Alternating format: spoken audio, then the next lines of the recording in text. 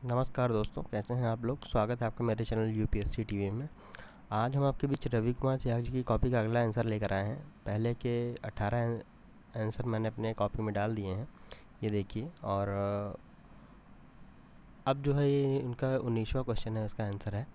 तो आइए शुरू करते हैं। देखिए ये टेस्ट उन्होंने दृष्टि डिवीजन में दिया हुआ है। तो आइए शुरू करते हैं कि हाल ही के समय में देखा गया है कि भारत के विभिन्न विभिन्न देशों के साथ व्यापारिक और सामरिक संबंध प्रगाढ़ होने के साथ सांस्कृतिक संबंध को भी अग्रिम पंक्ति में रखा है। इस विचार को केंद्र में रखकर भारत की बदलती विदेशी नीति पर एक टिप्पणी लिखिए।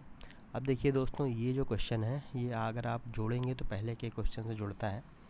और वो क्वेश्चन आपको मेरे वीडियो में कहीं मिल जाएगा कि जो है भारत के लिए किसी भी अंतर्राष्ट्रीय संबंध में शांति के साथ शक्ति के साथ शांति भी ज़रूरी है, ऐसा कोई क्वेश्चन है। तो आप देखिएगा, आपको मिल जाएगा। सेम वैसा ही क्वेश्चन है कि सांस्कृतिक संबंध भी व्यापारिक और सामरिक को प्रगाढ़ करने के लिए सांस्कृतिक संबंध की भी अग्रिम पंक्ति में रखा गया है। तो वैसा ही सेम ऐसा ही क्वेश्चन वहाँ पे भी है कि शक्ति, शांति और सुरक्षा, इन तीनों के साथ को रखा गया है। तो आगे चलिए देखते हैं। ऐसा आप जोड़ना सीखिए, और अगर आप ऐसे जोड़ेंगे तभी जो है आपको थोड़ा कम मेहनत करनी पड़ेगी, और नहीं तो ये तो पूरा एक समुद्र है ही।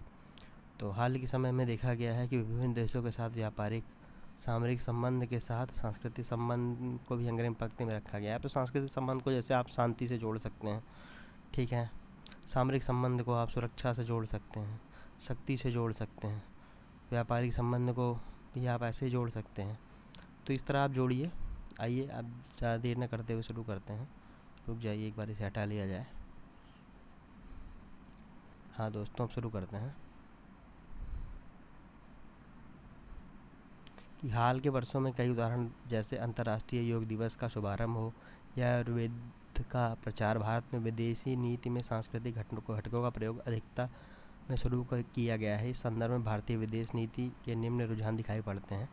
पहला है भारत की विविधता। अनेक क्षेत्रों में धर्म, रंग, रीति रिवाजों का देश होने के कारण भारत की पहचान है कि भारतीय विविधता विदेशी संबंध में योगदान दे सकती है, चाहे भारतीय डायस्पोरा का उद्बोधन हो या धर्म के स्तर पर बुद्धिस्ट कूटनीति। देखिए इन्होंने कीवर्ड का इस्तेमाल बहुत ज़बरदस्त किया है। डायस्पोरा का जो एक कीवर्ड है, बुद्धिस्ट कूटनीति का, इन्होंने 2 कीवर्ड का यहाँ इस्तेमाल कर दिया है। और चूँकि भारत का ध्यान सॉफ्ट पावर मैट्रिक्स के निर्माण पर है, ये देखिए ये भी कीवर्ड है, बहुत अच्छा कीवर्ड है, सॉफ्ट पावर मैट्रिक्स। अतः इससे संक्षेप में सांस्कृतिक संबंधों में भूमिका अपरिहार्य है। भारतीय विदेशी नीति के नए पायदानों में चाहे वह एक्ट ईस्ट हो या लुक वेस्ट हो या या मेंबर फर्स्ट हो, इन सभी देशों के साथ नेबर फर्स्ट हो, सॉरी दोस्तों, नेबर फर्स्ट हो, इन सभी देशों के साथ भारत के प्राचीन काल से ही व्यापारिक, राजनीतिक और सांस्कृतिक संबंध रहे हैं। तो क्यों ना इन संबंधों को राष्ट्रीय हितों में इस्तेमाल किया जाए। उदाहरण के लिए प्रोजेक्ट मौसम, कॉटन रूट आदि इसी परिप्रेक्ष्य से संबंधित हैं। देखिए दोस्तों, क्वेश्चन भी अच्छा है, लिख भी अच्छा रहे हैं, और इन्हें मुझे लगता है इसमें इनको पता भी बहुत ज़्यादा है, इसीलिए सब वो कीवर्ड का इस्तेमाल करके वो ठूस रहे हैं।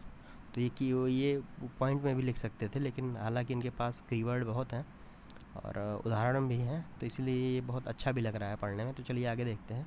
चौथा है पैरा डिप्लोमेसी पर ध्यान देना भी इसी संदर्भ का उदाहरण है, क्योंकि भिन्न भिन्न राज्यों के संदर्भ में अलग अलग देशों से जुड़ते हैं, जैसे बंगाल का बांग्लादेश से, केरल का पश्चिम एशिया से, और पंजाब का कनाडा से, इंग्लैंड से आदि। हालिया स्पाइस रूट की योजनाओं में केरल राज्य की भागीदारी इसका उदाहरण है।